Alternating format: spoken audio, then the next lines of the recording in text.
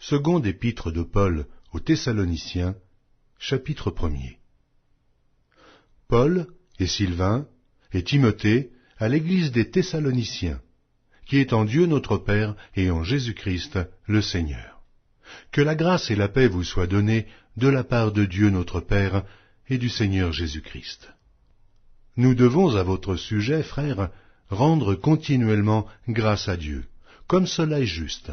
parce que votre foi fait de grands progrès, et que la charité de chacun de vous tous à l'égard des autres augmente de plus en plus. Aussi nous glorifions-nous de vous dans les églises de Dieu, à cause de votre persévérance et de votre foi, au milieu de toutes vos persécutions et des tribulations que vous avez à supporter. C'est une preuve du juste jugement de Dieu, pour que vous soyez jugés dignes du royaume de Dieu pour lequel vous souffrez.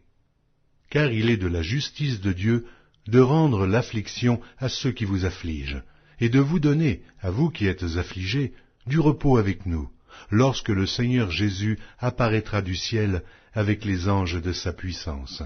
au milieu d'une flamme de feu, pour punir ceux qui ne connaissent pas Dieu et ceux qui n'obéissent pas à l'évangile de notre Seigneur Jésus.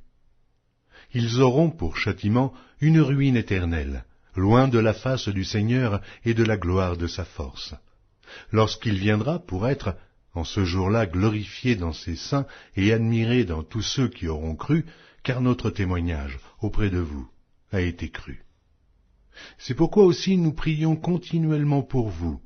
afin que notre Dieu vous juge digne de la vocation et qu'il accomplisse, par sa puissance, tous les desseins bienveillants de sa volonté et l'œuvre de votre foi,